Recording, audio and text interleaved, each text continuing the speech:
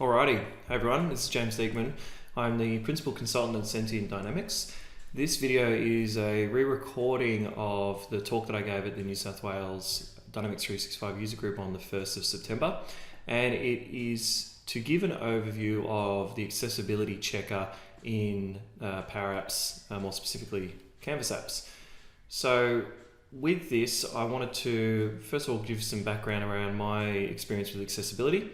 Without going too far into it, there's a couple of projects that stand out, and one of those was when I worked for a financial institution a few years back, and we didn't plan for accessibility, and it caught up with us sort of midway through the project and posed some challenges. So lessons learned from that: always try and plan for accessibility. However, if you don't, the Power Apps App Checker has got your back. So this is a great feature that is contained within the application checker, which is this little stethoscope you see up here. You might be used to it when you are building out Canvas apps and you've got a formula error or an error with your app and it has a little red symbol here. You can't really do much, so you can't save your app or publish it until you resolve those errors. It's a similar one in Power Automate with the flow checker. So something that's often overlooked is accessibility items, and these are covered down here, and there's no real warning that it gives you in the app checker to say that you've got accessibility items that you should attend to make your app more inclusive. So what I thought we'd do is go through a number of common items that Power Apps Accessibility Checker throws up and solve those on the fly so you can see how to quickly make your applications more accessible. So the first thing we're going to do is open up the app checker and go down to accessibility. And what the accessibility checker does is it groups things into three main categories. There's errors, which are the most severe, then warnings, and then tips. So by doing tips, you're making your app that much better for your users. So let's start off with the errors, and we'll jump over to the errors screen. And this is a very hideous looking application, but it's more for demo purposes than design awards. And one of the most common ones you're going to see is a missing accessible label. So this is required for screen readers, and it usually comes up with text inputs or input controls. So things like the text input is a typical one that comes up. Rich text input, images are another one. Labels, they're okay. Screen readers will pick them up pretty well. And not all screen readers are created equal. The screen reader that's in Microsoft Edge is nowhere near as good as the Google Vox screen reader or JAWS, which is a more premium screen reader. So all we need to do is click on the item here, and what it does, it's really good. It takes us through to the property that's got the issue, and it takes us to the formula bar here to enter in an accessibility label that'll be beneficial for people with vision impairments, so the screen reader can read out the text field and what it wants the user to do. What I really like about this is it gives you some information here on the location, how to fix it and why to fix it, and then a link to more information on Microsoft Docs, which has far more information than what's presented here, which is a really good source. So my sort of rule with this is to make these things as descriptive as possible. If you are relying on a screen reader and it's you're vision impaired and you want to know what to enter in the app, you want to be given as much information as possible. So for this control, it's quite simple. It's enter your first name, so we can simply keep it as that really. Enter your first name. And then what I like to do is I go back and I recheck it, and you can see that that error has now gone. Similarly, as I said, for the rich text, what we can do is go in here, and this might be a case management type application where we want someone to enter in their issue description. So please enter your issue description, and that is it, and we'll recheck that, and it goes through right away. The other one is images. Images won't come up in screen reader, so if you've got images in your apps that you want people with vision impairments to understand and know what's there, what we can do is go into the accessible label here, and enter in the label that we want the screen reader to read out. So this is a this is a Power Apps logo. And again, be as descriptive as possible. So we'll just refresh there. Okay, the next one is tab stops and focus isn't showing. So the best way to illustrate this actually is let's play the application. So when we enter into text controls, it will put a focus border around it so we know which control we're currently in. And if we tab on the keyboard, so for a lot of people using keyboards or people who need to use a keyboard over a mouse, they're going to need to tab through these controls. So I've only got 2 tabbable controls on this app, and I want to tab to the next page, but I can't because it's not being recognized as a tabbable control. Nor is the focus showing. Let's fix that up so it's recognized by the keyboard.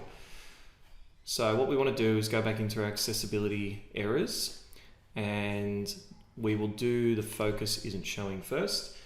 0 means that there's no focus border around it, so we just need to give it anything above 0. We'll give it a 1. And then we will put the tab stop in.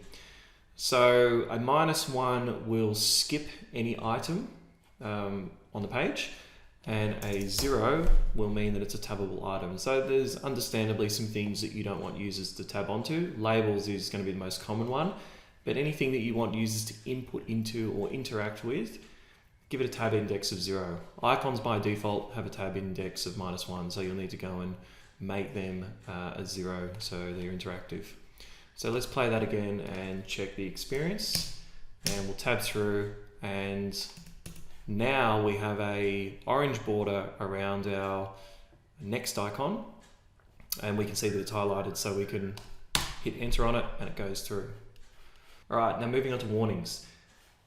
We have a couple of warnings here that the accessibility checker has thrown up. And again, this isn't the entire list of things that you'll come across in Power Apps accessibility items. There's the whole list is on Microsoft Docs that you can go and check out. I'll pop a link into the video. We've got some common ones here. So missing toggle labels. This is a switch, and the gray represents off and blue represents on.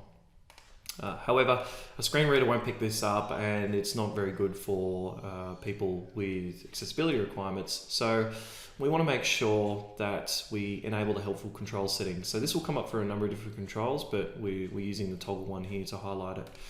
So let's go through to this one, and it's the show label property, and we need to change this to true. And once we do that, we can see which one's on and off. So it's quite simple. Let's recheck that. If you're using media such as videos, it's probably a good idea to get some closed captions or enter a closed captions URL. I don't have one for this demo, but you would enter it in here, and this video would play and the captions would come up, and it would be a much better experience for anyone with hearing impairments. Auto start is another one, and this one is more or less telling us to not put your videos on auto start because it could be distracting for others or frighten people if it's a loud video that starts. And so what we need to do is turn the auto start to false, so the video doesn't play once we enter this page when it loads. All right, the next one is missing helpful control settings. So this is actually a signature pen input control, and what we want our users to do is to enter in a signature or a pen input. So as we can see, we don't have the usual controls that usually come with the pen input, and we'll click through our accessibility checker and it's set to false. So what we need to do is set that to true. And what we can see now is the typical icons and options come up for the pen input control. So that's why that warning was coming up. So never set them to false unless there's a compelling business reason to do so. The other one here is, it actually comes up under tips, and this is add another input method. So you might have users who are using your application, maybe it's a tablet-based app or a mobile app, and you want them to enter a signature into one of these controls. However, there might be people who use your app who are unable to do that. So what we want to do is give them another option to sign and authorize component of your app. So what we're going to do is add another text control here, a text input, and simply what we're doing is allowing people to enter their name as opposed to signing. Now there's no option here to go into a property to change this. It will continue to come up. Basically, it's just warning us to say, hey, include another control. It'll make it a better experience, a more inclusive experience for your users. So going to tips, HTML controls, they have challenges with screen readers. So I guess avoid using advanced HTML controls. Always go for the standard input controls that come with Power Apps. This one here, I've used this as an example because Power Apps doesn't have a spinner control, which is one of these ones that you can go up and down to scroll through numbers, basically. So the labels on either side of this box will get picked up by screen readers, but the contents in the middle might have some troubles there. So you could use a slider control, which is better for this type of use case. And this is in reference to this warning here. So it's saying, if this HTML control contains interactive elements, suggest you use something else because the screen readers won't pick it up. Screen names, you want to give them meaningful names, not only for accessibility requirements, but just generally give them descriptive names so that anyone else who's helping you develop your application or you're handing it over to a customer, you want these to be as descriptive as possible so people know actually what they're doing. Screen readers will pick up these names and announce them at the beginning. So what we want to do is give this tip screen, and then if we refresh, that should go away. Larger text, don't make your applications an eye chart, basically. Make the text legible, readable for all people. You may need to make some things bigger than others, but just use a common sense approach there. The tab experience, this one won't get picked up by the accessibility checker, but it's one that I thought was quite important to highlight.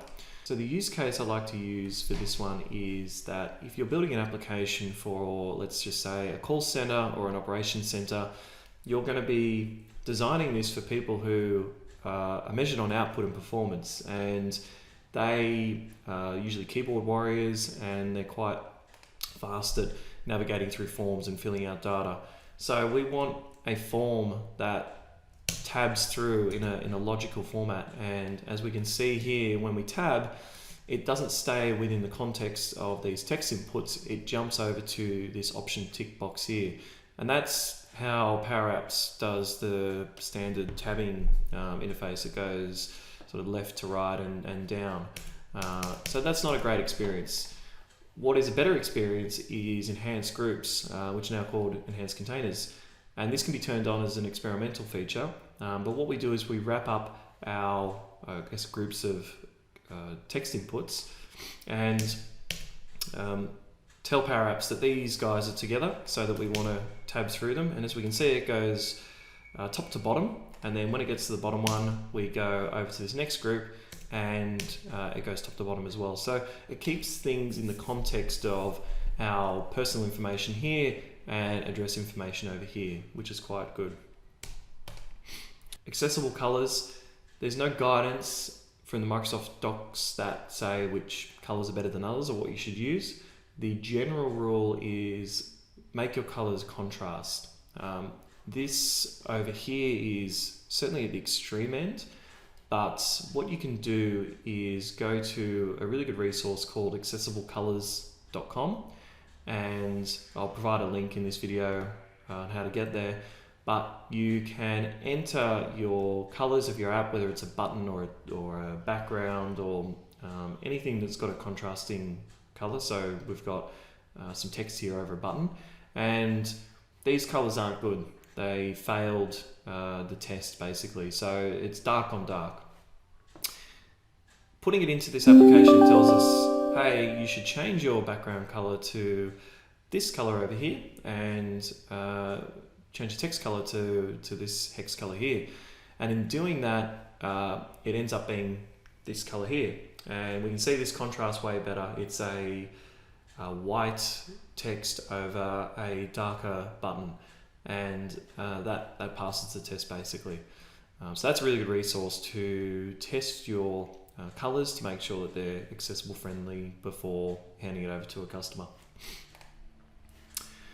Finally, some further resources. There's the Power Apps accessibility docs, which I've mentioned, the accessible color checker, accessible-colors.com. That's one I just mentioned. It's really good. The Power Apps accessibility standards, they're still quite current and provide even more information than what's in the accessibility checker and Microsoft Docs. And the screen reader that I mentioned earlier in the video is a Google Chrome Vox. That's quite good at testing your applications before I guess handing them over to your customer. JAWS screen reader is the other one, but that's a paid screen reader. And that is it. So hopefully you got some value out of this and you know how to quickly go through the accessibility checker and make your applications more accessible and inclusive.